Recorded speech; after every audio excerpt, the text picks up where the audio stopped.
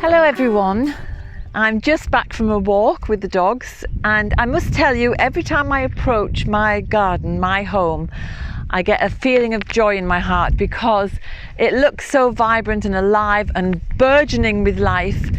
And it used to look like this, and that's because back then, well, that's 20 years ago, that photograph, but back then I didn't have a clue about anything. I wanted a garden like this, but I didn't know where to start, how to do it, what to do. I hadn't any notion of ever knowing how to do it. But over time, I've ended up with this. So anybody can do it, I promise you. And I thought I'd invite you into the garden, come and have a look and see what each area used to look like and what it looks like today.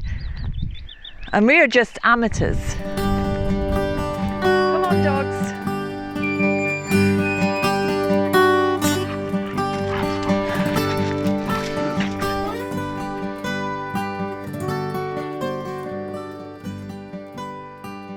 Originally we were growing veg. We had vegetable beds at the back of the house, but it was very utilitarian and I wanted more. I wanted magical secret places.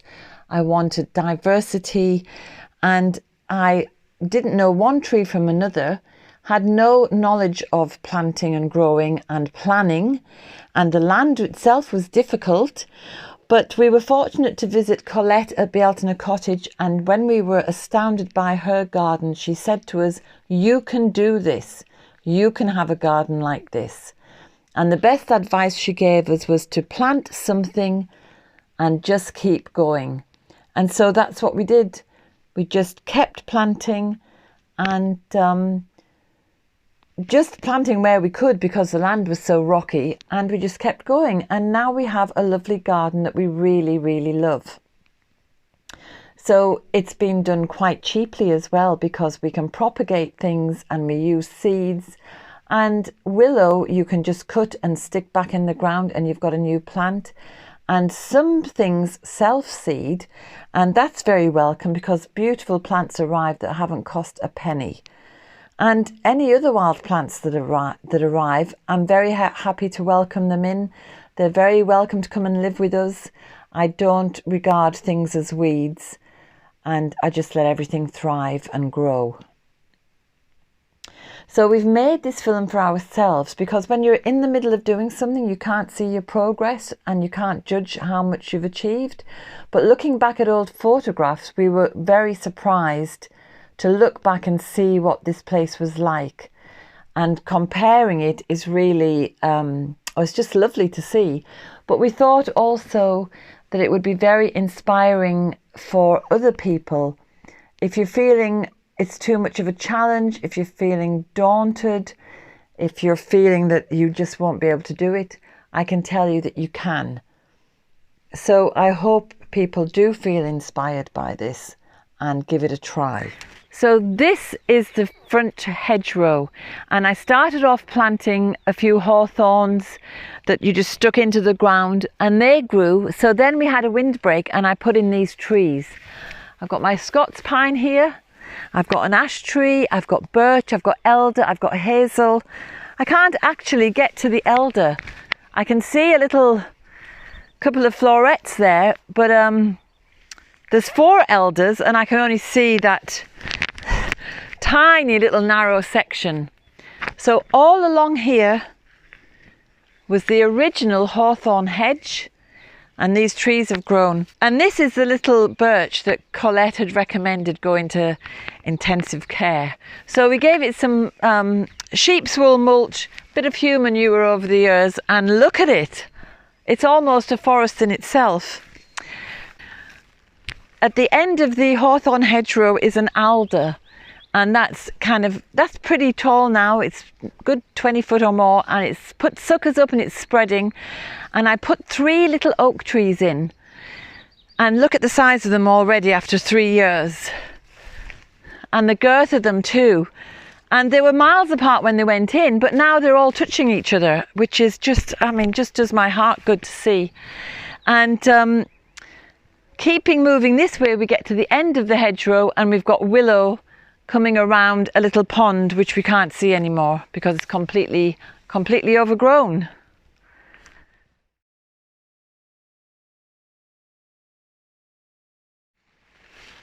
Wow. Here I am back again from the wilderness. So looking back, everywhere was so uninviting. It looked so miserable, so unloved, bare and sad. And I'm delighted to say now that I think the land does know that it's loved and that all the plants have helped that. We started off with little whips, young trees that only cost €1 or €2, and bare root hedging. And we put stuff all around the perimeter as far as we could. And it was very cheap. Fuchsia, for example, you just take a cutting and stick it in the ground like the willow. And all the trees cost maybe €1.50 or €2, €3 at the most. So it's been very cheap. This area we used to call the lake because it would flood every year. And all these rocks that you see in the wall were taken from the land. When it was flooding, we couldn't grow anything. Any veg beds we would have had would have been ruined. And the rushes kept coming back, so I had to keep cutting them down and mulching them so that they were smothered until eventually they were gone. We put in raised beds and cut a drain. So this area doesn't get very bad now. It does get a bit soggy in the winter, but we can grow our vegetables. And again, the land, which as you could see earlier was so barren, is now full of life, full of vitality, and we're growing our food. Here's another oak. It's 2 years this summer. But this used to be a pathway to the far corner. The hedgerow goes that way. And we can't get through anymore because the trees they've just grown so profusely. And these young ones here, this birch and this oak, they're really just taking off as well. And they're just stuck in where we could get them in.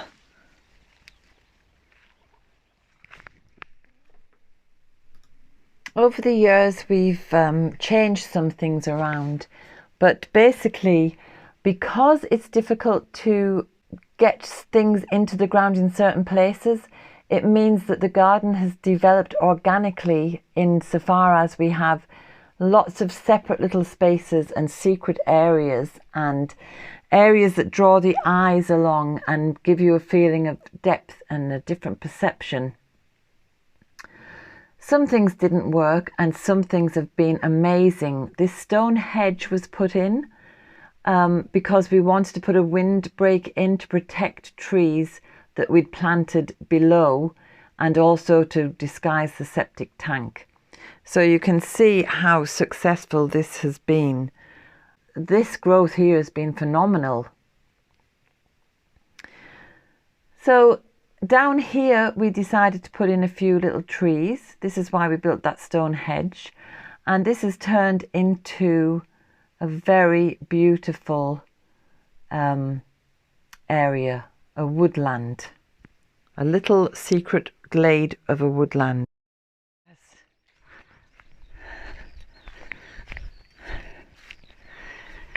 Oh, this area was such a barren area. Actually, oh my God, I can't even get in. Through here, somewhere in there, we can't get through, but somewhere in there is the old septic tank. Oh yeah, I can just see it there. But the growth is amazing. And this is a little woodland down here. So I'd just love to show you this hawthorn tree. This was one of the trees that were here when I first came. And it was just a little tree, but to me it was the mother tree of the garden because it was the only tree that was here. And just over the last couple of years, look at the profusion of beautiful blossom. And it has it's just kind of spreading over the wall and getting taller and taller. So I think this tree is very happy that we are here and that we're planting lots of companions for it. So companions such as willow, some various types. We've got alder, we've got birch down here. We've got several birches. They're getting very tall. If I can get through it all.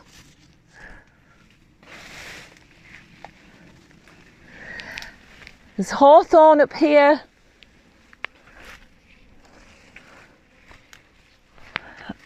It's a beautiful green glade.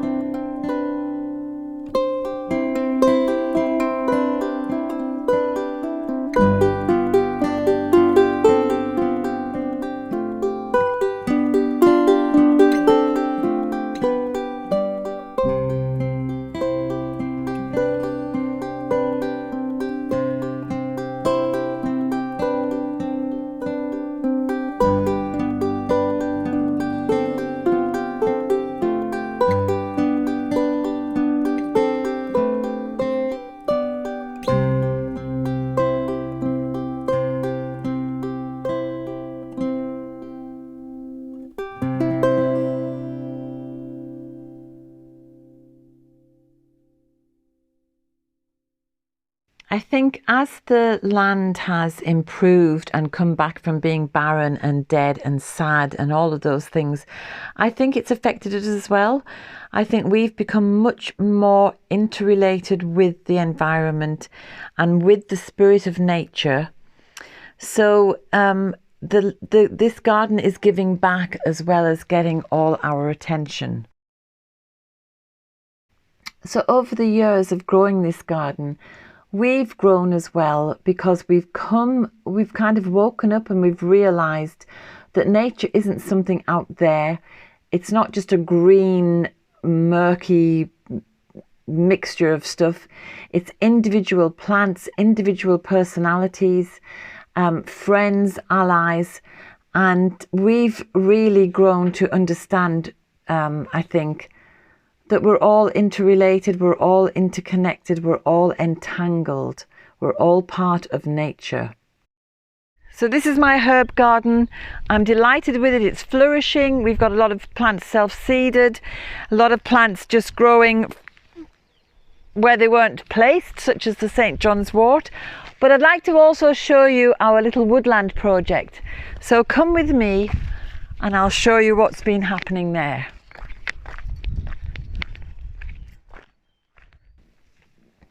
We both love trees and we wanted more of them, and we wanted more magical, wonderful trees, the standing ones, and we wanted more diversity. And then my brother very kindly allowed me to take a little parcel of land and we could plant more trees. And so that's what we did. So this was previously, a long time ago, a hay meadow, but it had kind of fallen into disrepair.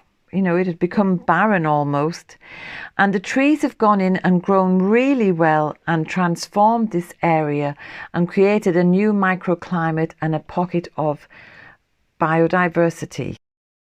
So we've been planting these trees for the last 4 to 5 years, I think, and there's a variety, mainly alder because it was so wet here, but we've got birches, a couple of beeches and some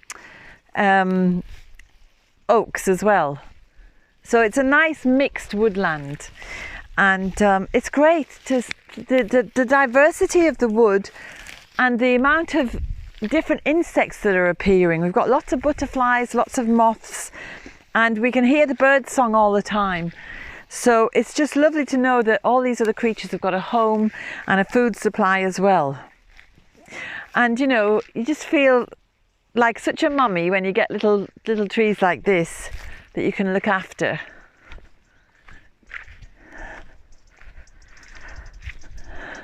I've even got a lime there.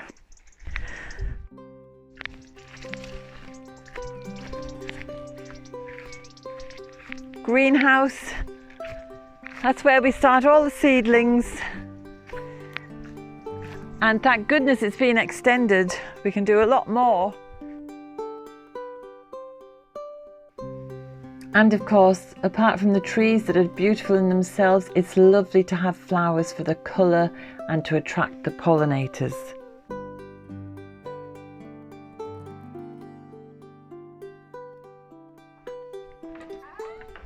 Come on, dogs. It's one of the best things about having a garden, after all the doing of it, is to just be in it. And it's something we all have to remind ourselves, is to just be. And I think it's a really profound thing to sow a seed or plant a plant and watch it grow. And all this has happened really despite ourselves, because, as I said at the beginning, we didn't know what we were doing. We were just very lucky, and we got some good advice as well. So I think I'll just take my own advice and I'll sit here and just be while I enjoy a cuppa. And I hope you have a great weekend, and see you next week. Bye.